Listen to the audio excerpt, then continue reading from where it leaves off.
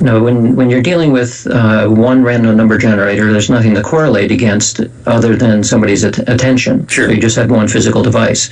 If you have two devices, you can start looking at not so much the deviation from chance within a generator, but the behavior of both generators. Do they both begin to deviate in the same way? So if you have 20 generators scattered all over the place, you can do the same game. You can say, well, we don't care what's actually happening in any given generator, but we do care that all of the generators are moving in the same direction, as though they're floating in an ocean of consciousness. Mm-hmm. So at least that was your model going in, right? Yes. And so we now have something like 500 major worldwide events that have been studied since 1998, I guess, when we put it together. Mm-hmm. And we're beyond a 7 sigma result. Wow. So that means the odds against chance are beyond 1 trillion to 1 at this point. So how come this isn't a major New York Times headline? People are connected. The planet is connected. Terrorists, you are connected. Every time you kill somebody, you kill a part of yourself. In other words, why isn't this mainstream science if the numbers are so incredible? It's a very good question, because the Higgs boson was detected, even though it's actually not the Higgs, but that particle, that unusual particle, was found at about a 5 sigma result. And how about the LIGO results, which are even worse? Yes, they're both about 5 sigma results. And these are earth-shattering and get worldwide attention for a very simple reason. And how much predicted. And how much better are your results? Ours are 7 sigma. Well, what, for non-mathematical people, what does that mean? Oh, so 5 sigma is somewhere around 100,000 to 1 odds against chance. Okay. 7 sigma is beyond 1 trillion to 1. Holy cow! And the New York Times doesn't care. The New York Times doesn't care for the same reason that most scientists don't know anything about this, and that is that we don't know how to explain it. And also, it wasn't predicted. Yeah, but Dean, there's been a lot of phenomena in science where we didn't have a clue, and it became adopted before a theory was worked out. If it had pragmatic import. So in this case, this is challenging the major paradigm within science. Within science today, there's still some neuroscientists who don't think that consciousness even exists. So we're talking here about something which is a major challenge to the model of reality that most scientists hold, which is that consciousness is either a meaningless side effect of brain activity, or maybe it's meaningful, but it's still stuck inside your head and it doesn't do anything. With this kind of experiment, in fact, all of the experiments that we do all suggest that consciousness is fundamental in some way. And until we have some kind of a way of explaining exactly what we mean by that, and of course nobody has any idea at all how you get consciousness, where it comes from, what is its actual relationship to the brain, all of these questions, these are major unknowns, then it's very difficult to penetrate the mainstream ideas. And so people who pay attention to the data, like I do, say, well, clearly something is going on, but science hasn't caught up with it yet. If in your healing work, and I want to get back to that for a second because it leads to this next question. If in your healing work, your synthetic healing work, you found that more numbers of people focusing did not really increase the effect or predictably increase the effect, why would you think, jumping now to the global consciousness idea, why would you think that billions of people resonating to some particular event in their consciousness would have more of an effect than one person, let's say in Paris during one of those terrorist things, having a shattering experience? Why would the numbers matter? Actually, we're not sure that it does matter.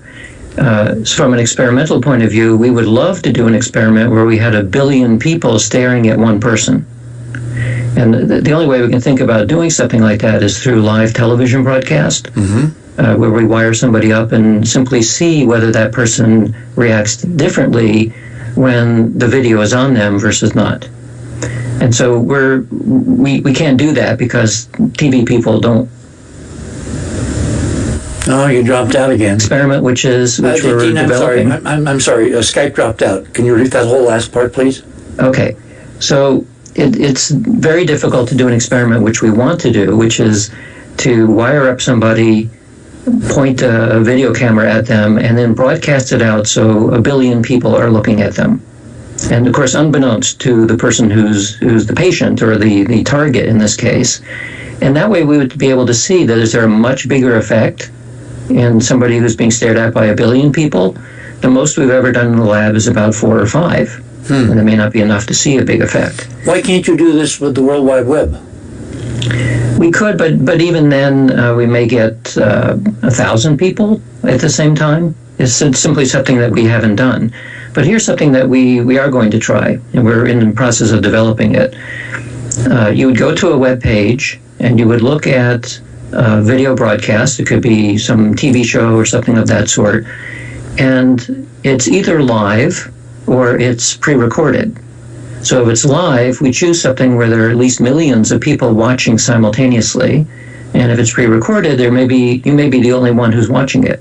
At that moment. At that moment. And the task is, can you feel a difference when 1 million people are watching the same thing that you are? In other words, your attention is in alignment with other people's attentions, as compared to when you're watching a show and no one else is watching it.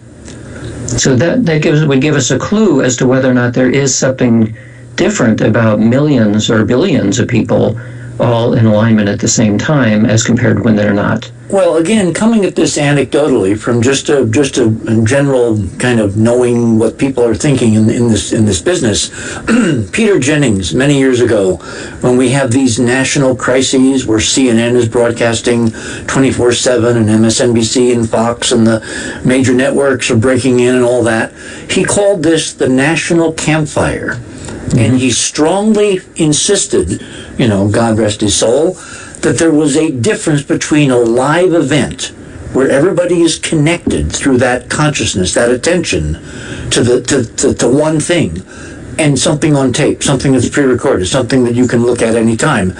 Now, that's totally qualitative. That's just from a guy who was in the business for decades, but he felt strongly, and he talked about it several times, he talked about it as the national campfire effect, that live means people know somehow that an awful lot of other people are watching the same thing, and it makes a difference. Right.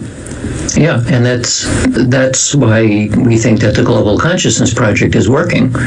We have not just a handful or dozens, but millions, or in some cases hundreds of millions of people who are engaged in a giant experiment, and our generators respond. So you say now you have about 500 incidents or events that you've looked at scientifically, statistically. Kind of give us a quick overview of how they started and where we are now with that logic, with that train of thinking. Well, the idea in this experiment is that we have the generators running all the time.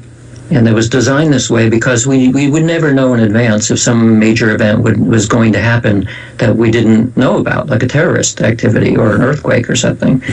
And we wanted to be able to capture those events. Let me stop you there, please. Do you differentiate between positive events and negative events? Yes, and also natural disasters and human disasters. Okay. So any event that we decided, usually it's Roger that's making the decision, but sometimes it's other people who made suggestions as well. If there was something big coming up or something actually occurred, then before the data is looked at, a decision is made as to how long a period of time should be looked at the time of that event. So to give an example, if you have something like 9/11, the event itself took maybe an hour, but the impact of it would be quite long. So that was an event that we simply said, well, let's look at a 24-hour period that started a few hours before the event and then going for 24 hours. Whereas if you have something like an earthquake, similarly, you look just before the earthquake and maybe a couple hours afterwards. And sometimes you only have an event that may last an hour, sometimes longer. So that decision is made, and once it's made, it's locked in. We're not allowed to change it. At that point, you go in and retrieve the data from the network, and you do a standardized analysis on it, and the results are whatever they are. And that's how we end up with 7 sigma. So we're not fishing for interesting results. We're pre-stating what we're going to look for, and then the results are whatever they are. So the advantage of this is that we can't be accused of data snooping because there is none. The disadvantage is that we're not always clear that we're analyzing it in exactly the right way. And so this has allowed us to go back after the fact and do post hoc analyses of different events and use different methods to see if we can pull more signal out of the noise. Kind of like the Bureau of Labor Statistics when they revise the employment numbers a month or two later. Yeah, and of course, if it's post hoc, then it doesn't really count so much. So we use the post hoc analyses to give us clues about understanding what is going on, but it's not part of the formal result. But that automatically implies you somehow think this is linear 3D reality based, and you have one astonishing result, which is the World Trade Towers, that clearly says that something is out of time, something is out of sequence, something is not causal in terms of our understanding of how time flows. You want to talk about that a bit? Well, because in that particular case, roughly 3 hours before the towers were hit, we already saw a pretty significant deviation. It's kind of suggesting that there's a large-scale presentiment. People could feel something bad about to unfold. And that gets us very close to precognition. Right. So this would be a very large-scale unconscious feeling among the many, many people that something was about to happen. And it's not always clear that, if you were to do a running analysis, the same analysis just throughout the entire database, you will find it looks like very much like a random walk. And what our 7 sigma result is saying that the random walk happens to deviate for reasons we don't have a good explanation yet, but it just happens to deviate more strongly in a certain direction when these big events occur. So it's possible that what we see that looks like a precursor, it might be, it kind of seems that way, but we're not absolutely sure that that's the case. And how would you design a protocol to figure out what is what? Well, we did an analysis, for example, where we took all earthquakes of magnitude 6 or above that occurred either on land where there were people or in the ocean that did not result in a tsunami. And then analyzed that chunk of data, so many of which we did not previously analyze, but unfortunately we keep all the data, so we're able to go back and look at it in a historical sense. And what was found was that when earthquakes occurred on land where there were people who were involved, that there did seem to be a precursor. And when they occurred in the ocean, there was no precursor, and there actually wasn't even a deviation. So it suggests that the fish don't care about earthquakes, but we care a lot. Okay, that's fascinating. So that's one way to do that kind of a test. Now, have you tried looking, you've got a huge amount of data now. If you started this in 1998, you said? Yes. So that's a huge amount of data. Mm-hmm. And a huge amount of data means you can really work with statistics to milk every last bit out of it. Mm-hmm. Have you looked at astronomical correlations, planetary positions, galactic, movement or location? In other words, have you looked beyond the idea of consciousness to something in the solar system, in the galaxy, in the Virgo cluster, somewhere beyond us, for why this random background would change without consciousness intervening? Mm-hmm. There have been some looks at things like lunar phase and geomagnetic field changes, some a little bit on astrological configurations and planetary positions, and none of them show anything systematic. As far as I know, no one has looked at farther out areas like other galaxies or our position within the galaxy and those sorts of things. The joy at this point is, as you said, we have a huge amount of data. The non-joy is that we have a huge amount of data.